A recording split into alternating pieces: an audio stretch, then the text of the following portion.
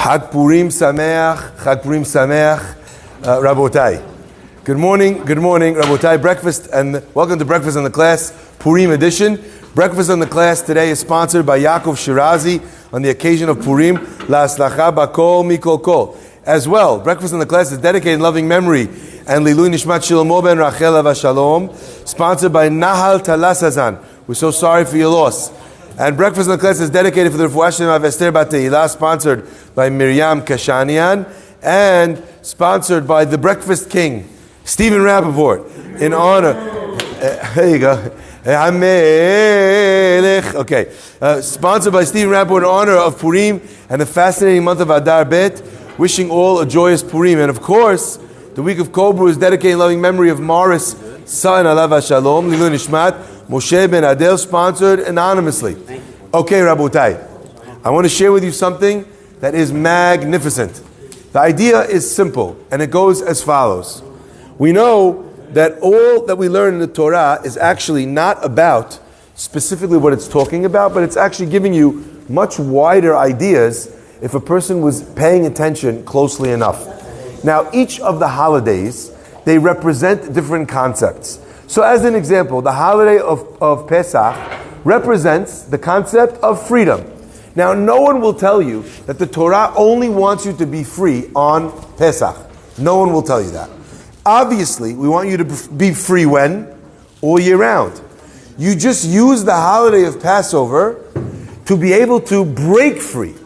That's your access point. But the lessons and the ideas that we learn on Pesach are relevant for the entire year. Correct? So too, my friends, the idea of Purim as well. In the Megillah, it says that this month, a person went, mi yagon l'simcha, from anguish to joy. I want you to think about those words for a second. From anguish to joy. Mi evel, from mourning, liyom tov, to a happy day.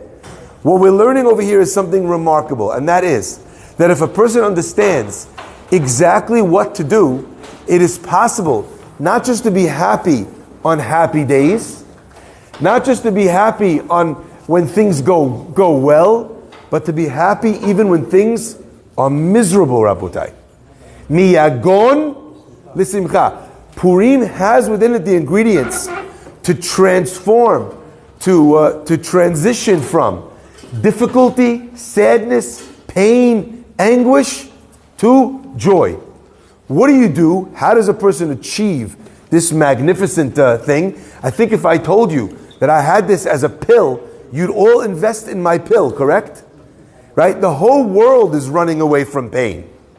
Isn't that why people go into, take deep trips down alcohol lane? Isn't that why people take all sorts of drugs for anxieties and depression? We're very sad. We don't love the way our lives are. So this idea that people are desperate to be happy is why we chase things.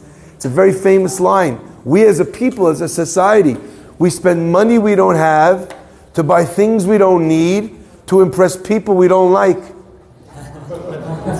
Why are we doing that? We're doing it for one reason. We're doing it to find happiness. But there is no amount of things that can bring you joy. So the Megillah carries within it, Purim carries within it, the secret to getting joy no matter what your life is like. I'm sorry, that's all the time that we have today, Rabotai. Sorry, we'll pick up next year. Yeah, exactly. Well, that's all the time we have. I'll see you next week for your next therapy session. This is free therapy. Come on, my friends.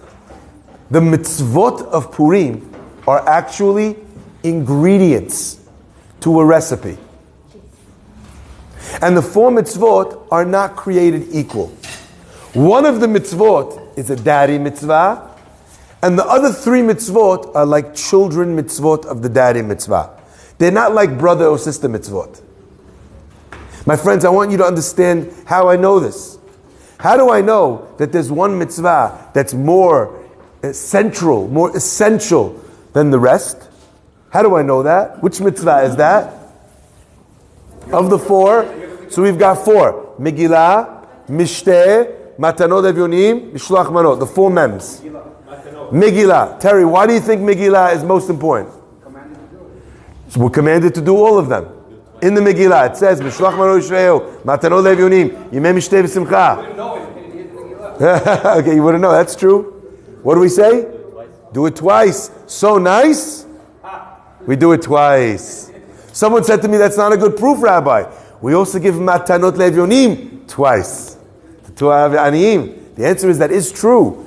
But the two mitzvot of the Matanot Levyonim are only relevant during the day of Purim. Right?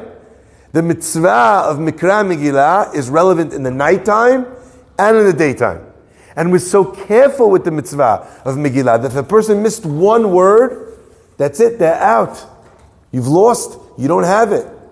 My friends, this idea that Mikra Megillah is the daddy, is the important mitzvah, helps us understand something so profound that everybody needs to hear this, not just on Purim, but every day. But this is the day of Simcha. You know what the answer, you know what this concept is? Our rabbis tell us that the word Mikra Megillah literally means to read the Megillah. But Mikra Megillah means a reading which is Megillah revealed. It is open. I need that to penetrate. That means that the only secret required for joy in your life is an open, a revealed, an accurate reading of your story. If a person could see their life, not in the way that they were in that moment, but with a clear understanding of how lucky they were, how beautiful their life is, how special it is to be here as a neshama, then there would be nothing that could knock you off that high horse of happiness. Nothing. An accurate read, my friend. A person looks and they think to themselves, Shema Yisrael, I got a flat tire. Yeah, Annie. The worst. A person thinks, I wanted a raise. I didn't get the raise that I hoped for at work. The worst. Last night I had a terrible night. My children kept me up all night. The worst. My friends, you know what you need in order to get a flat tire? You need a car. How many people in this world don't have a car? Stop moaning about the one tire you don't have and think about the three that you do. My friends, in order to not get a raise, you know what you need?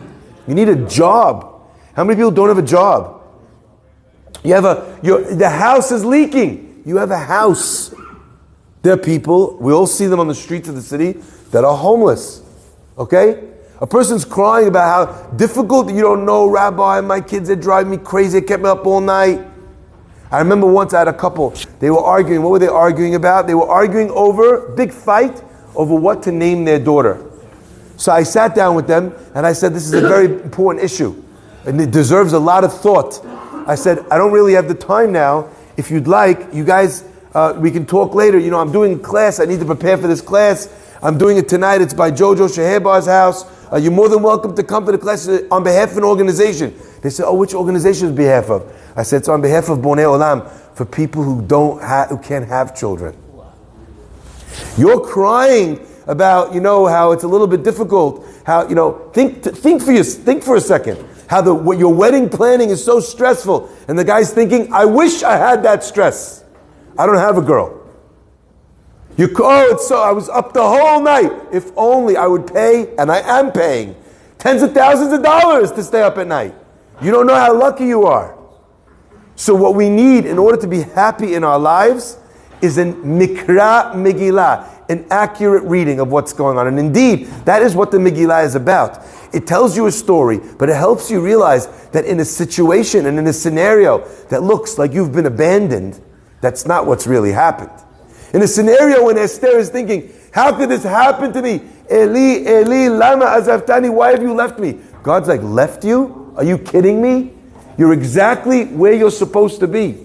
They say that in Judaism, a person should never say, you meet someone on the street. Most Jewish people you meet on the street, you ask them, how are things? They say, could be better. That's how we are.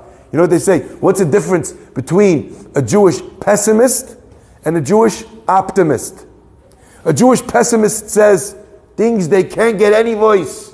A Jewish optimist says, of course they can. We love to complain. A Jew can never say things could be better. You know why? Because if you have true emunah, you realize they could not be better. There's never a moment in your life that could be any better than the moment that you are in. Why? Because if it could be better, it would be. You hear that? If it could be better, it would be. And that includes some very difficult things and some very dark things.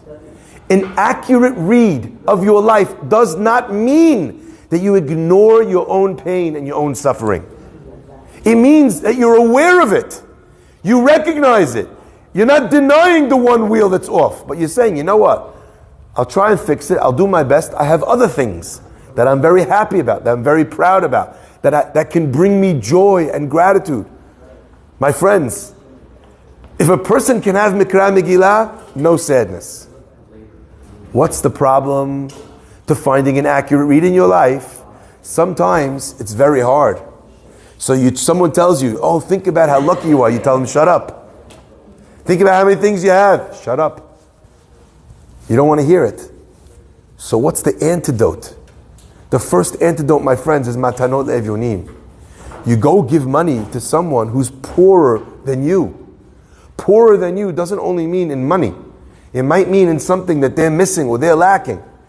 And the Gemara tells us, yoter mimma she'ashir oseh, more than what a rich man does for a poor man, he'ani oseh im he'ashir, the rich man gives, the poor man gives the rich man.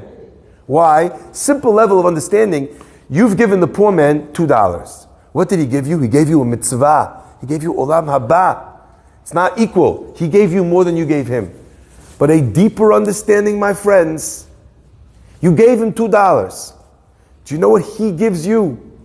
He gives you all of your money, all of your riches. He makes you realize by contemplation, as you hand someone who's more disadvantaged than yourself, he just gave you a car and a house and a wife and healthy children, all the things that you have going for you. When you hand him that money, that comes with an unbelievable recognition.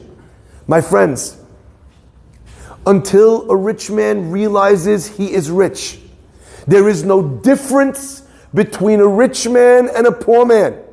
They are both searching for their next dollar. They are the same. The difference begins when a rich person, however much he has, recognizes, appreciates, is filled with gratitude, with simcha, with stability, with menuchat nefesh from what he has. So the first thing that supports the top, the way I think about it is like a stool. The top of the stool is Mikra Megillah, an accurate read of your life. Oh, things are terrible. Are they?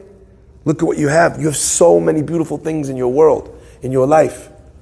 The pasuk says, "Mibsari echzeh Eloka." From my skin, I see God. There's many interpretations, but one interpretation I want to give you is, my friends, let's say you don't have anything. Mibsari echzeh Eloka. I've got 10 fingers, got 10 toes. I can walk. I can do. I can work. I can talk. I can create relationships. Even if all I have, I'm naked, I'm homeless, but I have a body. I have the ability. Mibsari. Even if all I have is skin, there I see God as well. I see gratitude. I see a reason to thank Hashem. So the first antidote is to actually work with, help, give to aniyim. The second antidote, my friends, is mishloach manot ish lere'ehu. You know, when you're struggling through a problem and you can't see what the right thing to do is, at those moments, the most valuable resource in your life is a good friend. Mishloach manot ish lere'ehu. You go to this person and you say to your friend, this is what's going on, and they'll remind you. What are you talking about? Hopeless? What are you talking about? You're a loser. I know you from the time that you were young. I know what you're like. In moments where a person does not have an accurate read on his life, what does he need? He needs to reinforce his friendships. And those friendships are only, or specifically with people, that the friendship is real. My friends, I don't know if you ever wondered, how come when it's matanot evyonim, we say, give the ani? You have to give it to him. When it comes to mishloach manot, it doesn't say matanot manot ish l're'ehu. It says mishloach manot ish l're'ehu. Why is one giving to the ani and one sending to the friend? You know what the answer is? Because everybody's had this. Everybody's had this. You get to someone's house, someone comes to your house, they give you mishloach manot, and all of a sudden you realize with a panic that you do not have a mishloach manot for them. So you run inside the house, you start doing that thing, we all feel a little bit of shame, we start re-gifting. You're repackaging from your mishloach manot. You come back and you're like, here, as a special mishloach manot. You just made it for them. That's why matanot le'evyonim is directly to the person. You want a good friend. Mishloach manot. If mishloach manot comes with an Uber, you feel no stress to give the guy mishloach manot. You just take it, no problem. So therefore the Megillah said, when it comes to evyonim, we want you to interact with the person. We want you to feel how lucky, how special, how blessed you are. And you only feel that when you see it with your own eyes. Matanot evyonim. So engage in the process yourself. Volunteer at a soup kitchen. Help out with people, be a mentor, older brother, whatever the case might be. Mishloach manot, second antidote, go to your friends. Have them help you see your life through the eyes of a close friend who really knows what you're going through. But my friends, the third antidote to finding an accurate read, a Mikra Megillah, is a Seudah. Because if contemplating those that have less than you doesn't help, and if your friend's coming to speak to you doesn't help, you know what you need to notice? Mishteh Seudah. Of all the mitzvot of Purim, Matanot is giving to people who have less than you. Mishloach manot is giving to someone who has the same as you. But the Seudah is the only mitzvah of Purim where you take care of yourself. Where the mitzvah is for you to enjoy. Because my friends, if you cannot get an accurate read on your life, it is because you are not taking good enough care of yourself. Ensuring that you have downtime. The mother that thinks that she's a martyr, she's going to be there for the kids 24/7. She's not doing her children any favors. Because she never took a break. Because she never did her nails. Because she never had time to go shopping. She never had any girl time. She's not doing anyone any favors. You know what she just did? She just robbed her children of a mom that actually has any sort of patience, any sort of equanimity, of equilibrium. Take care of yourself. These three things help support an accurate read on your life. And these keys have the capacity within them, the secret recipe of Purim, to allow us to go miyagon, even from situations of anguish, to simcha. I got a message only yesterday, my friends. I get messages every once in a while. And sometimes they come in, and sometimes I'm like, oh, that's nice. And sometimes they literally bring me to tears. I'm going to share with you two, and then I'm going to let you go on your way. One was a message from a young man called Yehuda Welton. I asked a question a couple weeks ago in the class. No one has given me an answer. And a boy, I think he's 11 years old, he sent me in an answer. We said that the Nisi'im, the heads of the tribes, each gave one of the stones on the breastplate. There's 12. So each one gave one. I asked, okay, so there's two more on the shoulders. Which Nasi was the one that gave 2 stones? And I didn't find an answer to this question. Right? Because if each one gave 12, who gave the extra 2? And he found this boy, 11-year-old boy, found a Dad Zekenim Ba'alei Tosafot, who says on the Pasuk, Avnei Shoham, that the 2 stones were given as a collective by all the Nisim. They all chipped in together, and they bought those stones. And I even think I have another proof to him. Because if there's 2 stones and they chipped in, 6 got bought one and 6 bought the other. If you look in the Seforno, he says that when they delivered their individual gifts in Parashat Naso, they came together. 6 gave 1 carriage with the ox, and 6 gave another. So you see that when they pooled together, that's how they pooled together on the extra. So Hazaku Baruch number 1 to Yehuda Welton.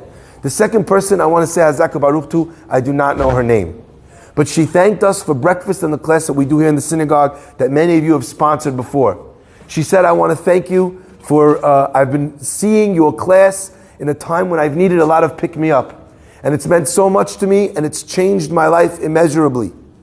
And then she sent me a picture that almost brought me to tears. She's sitting, lying in a bed, and there's a pillow on her legs, and her arm is out, and there's an IV in her arm. And she's sitting with someone. In front of her, there's a computer open, and on the computer is breakfast in the class. And she said, we call it chemo in the class. And she's listening to the shiur while she's getting the chemo infusion. Yeah, Annie, brought me to tears. Please, she said, never stop what you're doing for Am Yisrael. This is what we all have a portion in. When you come, when you're having here breakfast in the class, you stay for the class, you sponsor the class. It's an unbelievable thing.